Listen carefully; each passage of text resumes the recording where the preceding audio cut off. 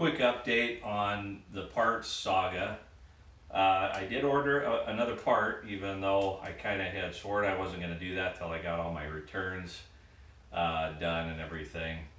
But this one I'm really confident in. It's actually just the steering box kit, seals, bearings, bushing, and it actually calls out the exact number that's stamped on the box. It's a 7-digit number, and apparently it's Saginaw, and apparently it was used a lot in Fords in that era, and so they had this, and then in that list of parts, they like I say, they called out the 7-digit number that's stamped on my box, which then they reference as being common in 60 to 66 GMC pickups. So again, I'm pretty confident in that. They did also then say that the bushing in their kit is not the right one for those GMC pickups, and I had to select another one for that. They had the link for it and everything, so I ordered the kit, rebuild kit, and the bushing from them on that. And as far as the rest of it goes, I have the one part left from the original shipment of crapshoot parts, front end parts, and it's the lower ball joint. I ordered it all at the same time a few weeks ago. For some reason, this one just shipped yesterday, and won't be until Monday, so be on the next video whether or not that's the right part or not. But the upper ball joint was, so there's some hope that the lower ball joint will be as well. And so then the rest of it, the control arm shafts, in particular, again, the lower control arm shaft, looks like I have identified the correct part and is available. $225, $250 after shipping and tax, but still looking for the upper control arm shaft. Can't find one. The one I thought might be it, I ordered it from the one company. It wasn't even close to the picture, but even the picture, once you start looking at it, you can tell it's not the right one. So there's some differences with these things, with these particular control arm shafts versus other control arm shafts of that era. So it's really pretty uncommon, it looks like. Just to give you an idea of what I'm talking about here is all of the stuff that I'm looking at so far, you know, that comes in other vehicles and so forth. The bushing has a lip on it, or a ridge, and the seal goes on the bushing and then goes on the control arm shaft or into the control arm in this way right here. You know, inserts into it.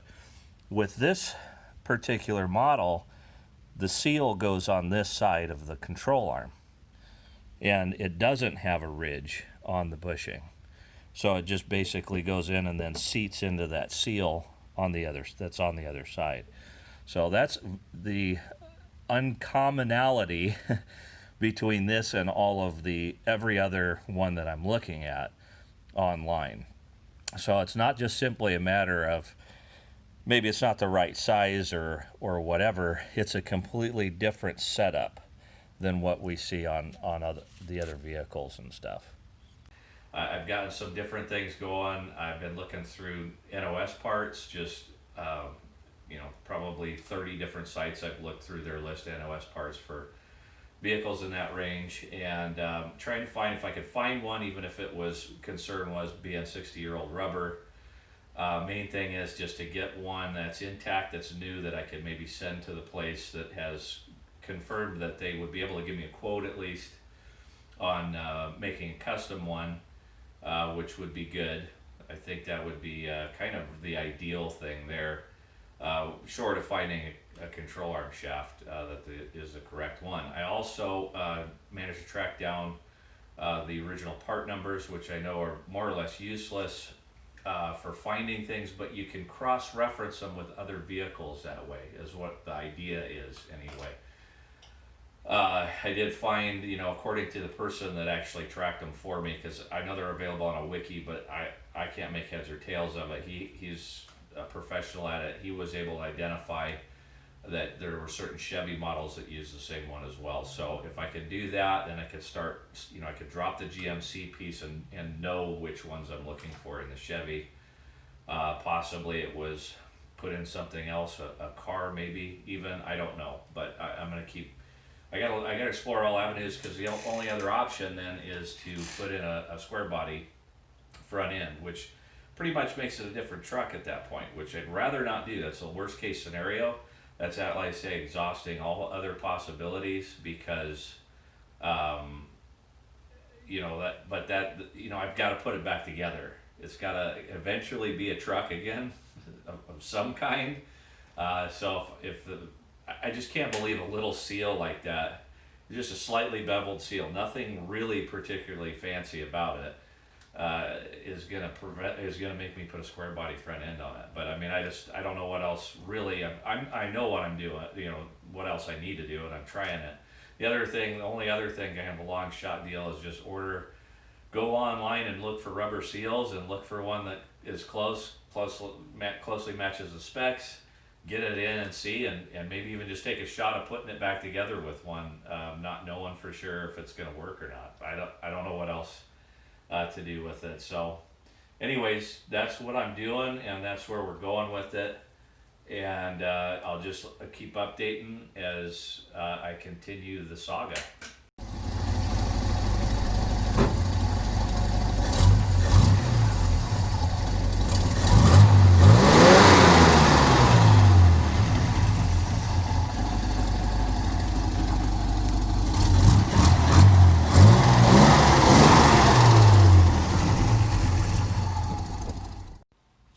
Well, since I'm on basically a parts hiatus, I decided that I would just go ahead and work on this steering box, and I am going to go ahead and disassemble it.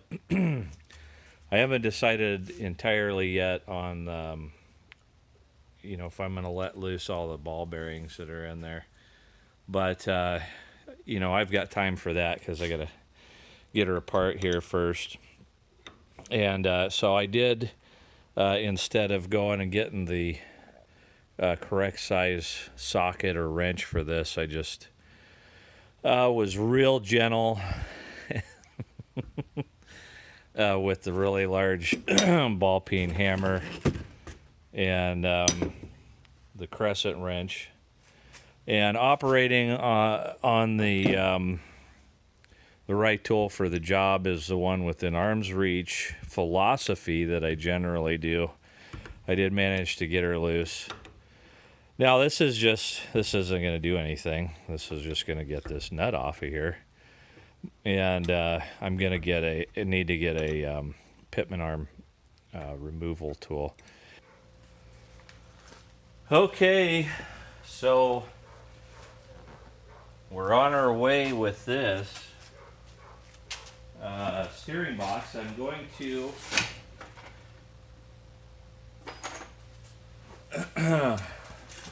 start getting this pitman arm off with my Harbor Freight pitman arm puller. Honestly,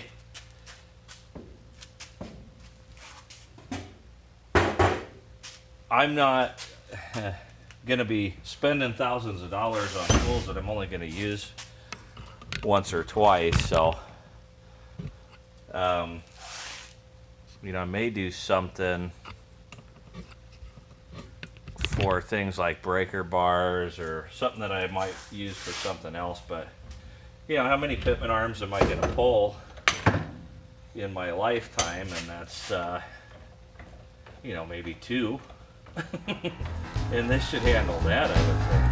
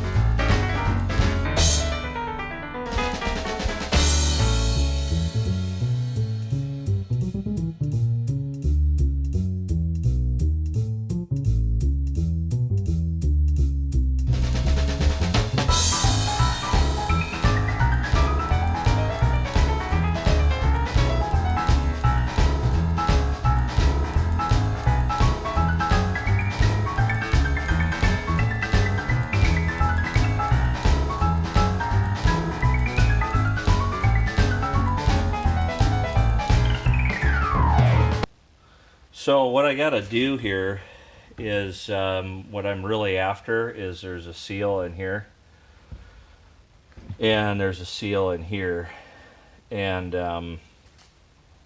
there's a gasket here. I don't. This may have been leaking. I don't know. I doubt it, but that's all right. I got the gasket coming, so I'm gonna go ahead and take this off. This is adjustment for slop and stuff. But I mean, this thing is just so that's so perfect. I really hope to not mess with that. But I do have to take that off, so I'm gonna keep an eye on. I got 1.5 threads showing here. I'll get pictures of that, and I'll also write that down because that's where I want it to go. And then I got seals in here, a seal in here, a seal in here, a gasket here. I got ball joints on either end and a bushing, and I believe that bushing goes in here, copper bushing. So that's where I'm at. I'm gonna have to clean this whole thing up still. I'm not probably gonna finish opening this. Now that I'm looking at it, I got a lot more grease on this than I remembered. So I'm gonna go clean that off. I'll take the rag joint off, and then I'm gonna go clean that up.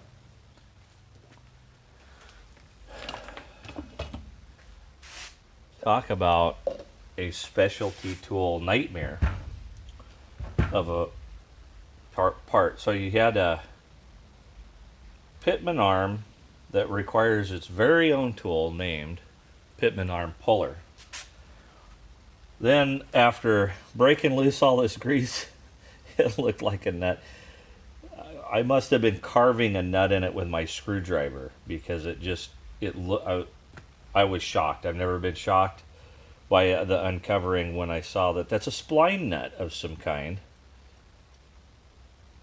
that looks kind of mashed up. So even if I find a spline socket for that, almost no way that's going to work.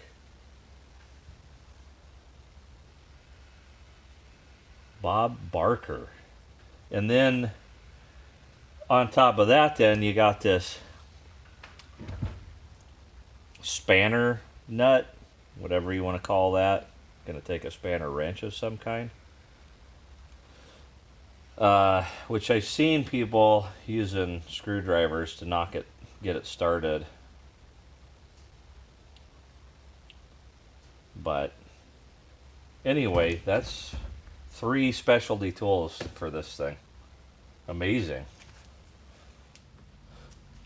So that's not a spline, requires a spline socket. It's actually just a 7/16 12-point socket, and that fits right over perfectly. A round bolt head that takes a 7/16 12-point socket. That is crazy. That is very kind of cool. Now, you guys probably have all seen this a million times. This is the first one of these I've ever seen. And I think it's a heck of a good idea, really. There she is. Nice. I was a little worried that was going to be another day's worth of finding me a tool. But that worked out really good. Okay.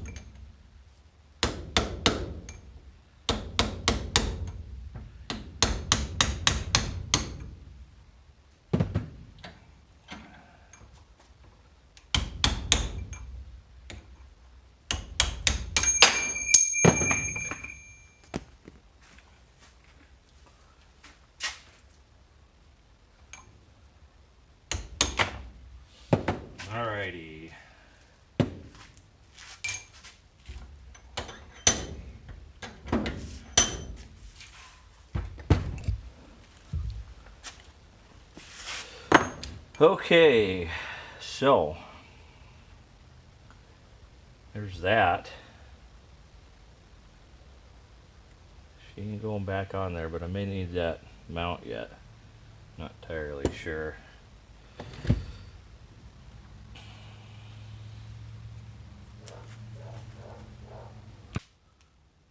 Alright, so righty tighty, lefty loosey. Try this old chisel. So it doesn't have much of an edge on it. Not that I think I'd really damage anything. There we go. Yeah, it wasn't so bad.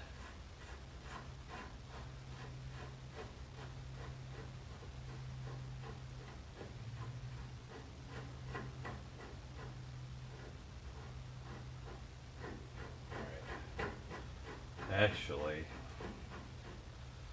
what I was saying was to take out the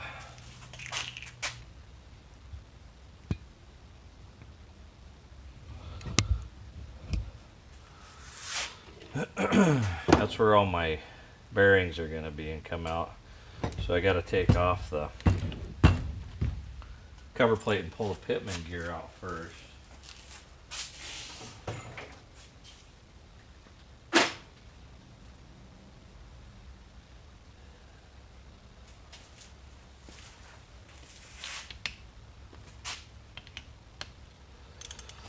Seven sixteenths. Anybody redoing this is Saginaw. I'll put that in the description too, along with the rebuild kit that I found. Rebuild kit is $53, I think, shipped. So not bad.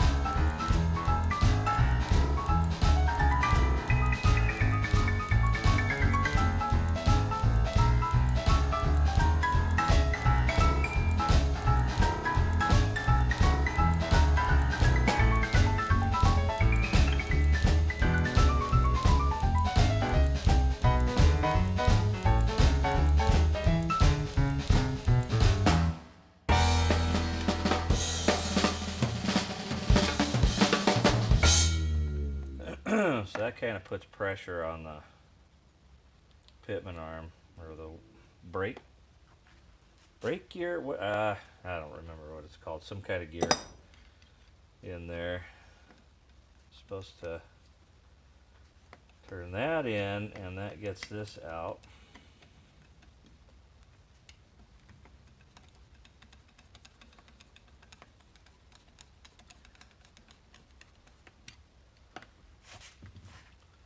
Slightly smaller.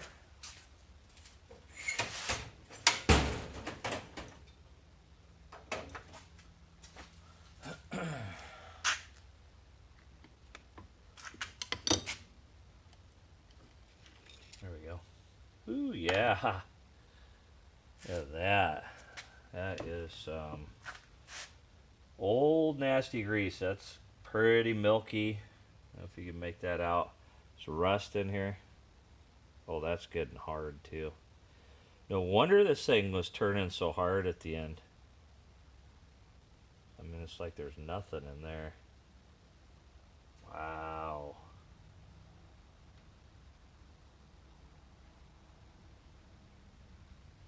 That's rough right there. Okay. Clean that up momentarily.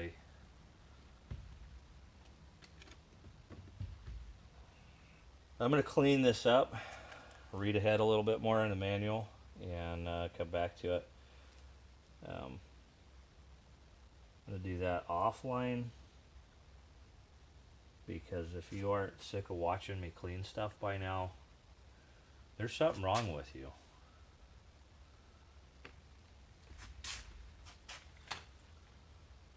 All I'm going to do is clean, though. Any more take it apart, I'll click it back on. Okay.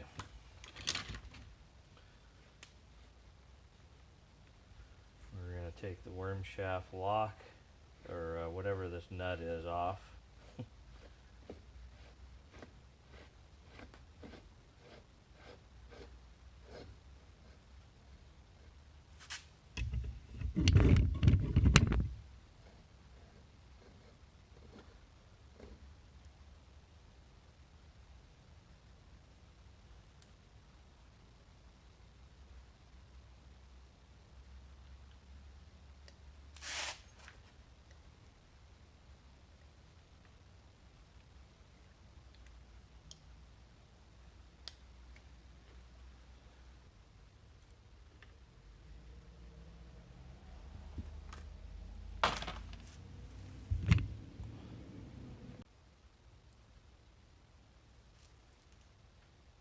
There's our first bearing.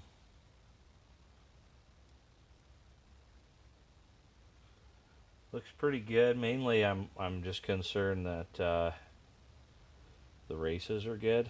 I'll put the new bearings in, but I'd really rather not replace the races in this. I got the new in the rebuild kit. I got a new set of bearings. So, okay. All right.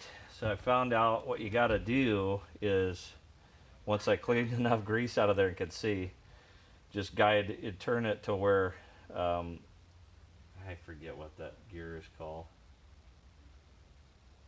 Anyway, yeah. So that it fits through there. Then, duh, it fits through. So now it's coming out. And there it is, the gear that will remain unnamed for now. And that grease smells like museum quality. Have you ever been to an air museum? It smells like that. The smell you have at an air museum, that's what this grease smells like. Ancient stuff. Burned, got wet,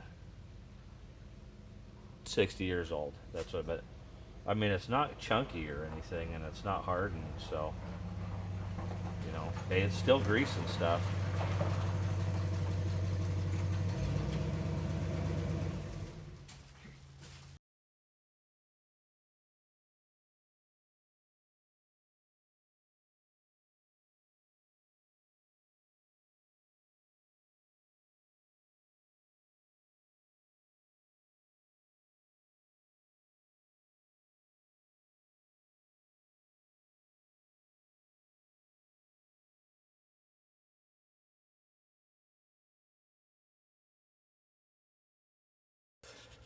All right, well, that about does it.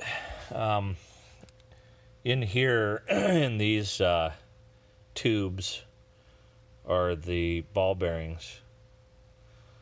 50 something, 52, something like that. I'm not going to take them out. I don't need to. I don't see any reason to. I've seen it done, and there's really nothing much gained other than you clean the balls up and put them back in there. It's just kind of a mess, and you got kind of open yourself up to some trouble with that, and I don't see it. I'll just run this around, maybe run some brake cleaner through it a few times and get as much of that old grease out of there as I can. It'll be fine. I don't think, I mean, there really wasn't anything wrong with the steering. It was tough. It was a hard steer, and it could be this really kind of congealed stuff. I mean, I guess grease is kind of congealed, but I don't know. The main concern that I had with it, I don't know that it was steering any tougher than it's supposed to for that particular truck, to be honest with you. So I am just going, my main concern was these seals. Where am I at? Hello? Seals. Oh, on here. And I think, and this one. There's supposed to be a seal that's, oh, that is a seal, huh? I don't know. Huh, that looks pressed in of some kind in there. Huh, that is metal and pressed in. All right, well, I'll have to figure that out. But this was leaking, and this was leaking very clearly, and was just, the whole thing was just a big ball of grease. So I don't want it to do that again. So that was one of my main things. And then while I was in there, I figured I'd throw in some new bearings. There's the rear one. I'll clean those up. We'll take a look and see if we got any heat color or anything. I got a lot of cleaning to do in there. Cavernous bowel. And yeah, but I got some parts coming too, so be probably a few days. I'm gonna see if I can't get, I still haven't gotten to sandblasting the frame again. See if I can get to that this weekend. And cut.